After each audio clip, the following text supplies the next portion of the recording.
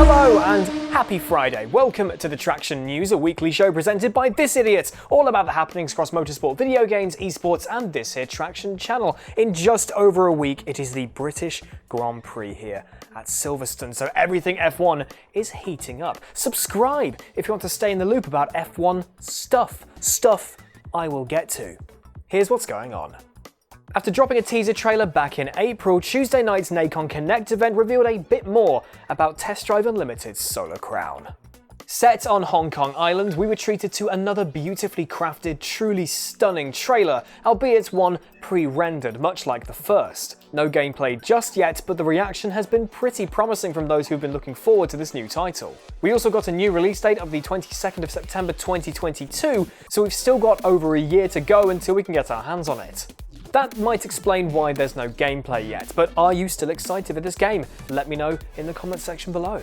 Regarded as one of the greatest drivers across all disciplines of all time, Sebastian Loeb was announced at the Nacon event earlier this week as the official spokesperson for WRC10. The game has a dedicated historical event mode which features 3 scenarios involving Loeb, one of those being he and his co-driver's maiden victory in 2002. Also revealed is the title's pre-order bonus, which is Colin McRae's legendary 1997 Subaru Impreza and an exclusive historical event. WRC10 launches on the 2nd of September.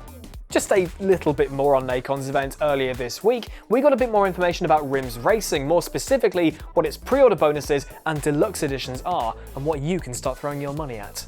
If you pre-order the game, you'll receive the Bahrain International Circuit, and if you pre-order an edition above the base one, you'll receive 48 hours early access too. Rims has 2 deluxe editions, one each for European and Japanese manufacturers, plus an Ultimate Edition featuring everything in both of those manufacturer editions put together, plus an exclusive helmet. Check the link in the description below for more specifics on these editions, including pricing information. Rims Racing releases on the 19th of August.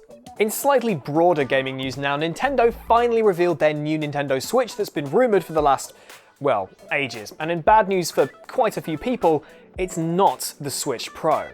Instead, the boringly named Nintendo Switch OLED model features a larger OLED screen, larger kickstand, and a redesigned dock with an Ethernet port. Internals remain pretty much exactly the same, no 4K output like people were hoping, and really not looking like a worthy upgrade if you already have a Switch. Now, I do not get the appeal of a 4K Switch. It makes absolutely no sense to me. Nintendo have never been a big spec or resolution pushing company. The Wii back in the mid-noughties had absolutely bugger all resolution compared to the PlayStation 3 and Xbox 360, but was still really successful. The Switch itself maxes out at 1080p, and some games can push to that and run nicely. Some games can't even manage 720p in handheld, so why you'd want a 4K Switch? It is actually completely beyond me. But I will take those white Joy-Cons, Nintendo. Please sell those separately. I would really like those. I'll pay for those, just not the OLED Switch. On to some esports now. Williams Esports' Jack Keithley and Door Esports' Moritz Lohner took a win apiece at Zandvoort for the 3rd round of the 2021 ADAC GT Masters Esports Championship. There was drama in the sprint race with contact between Kevin Siggy and Tim Yarshall at the head of the pack. Reigning champion Lohner was also in strife during the first race, but fought back to finish inside the top 10 and lined up on the front row for the reverse grid feature event, which he duly won to extend his championship lead.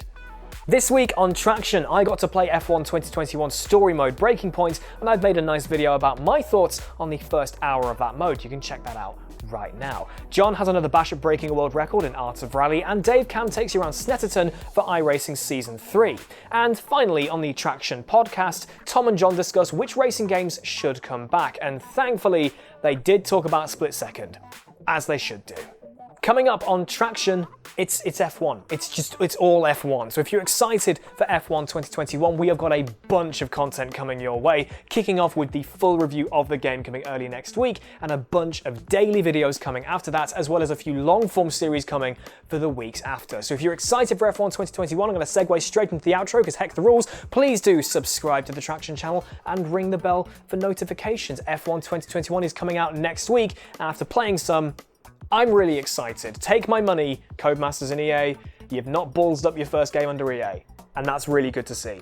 But otherwise, that is it for this week. As always, links in the description below for more information about everything we've spoken about today. And as said, subscribe, I've done all that. You know the drill. Shut up, Rich. But anyway, thank you very much for watching. Until I see you again, have a wonderful weekend. Keep it pinned.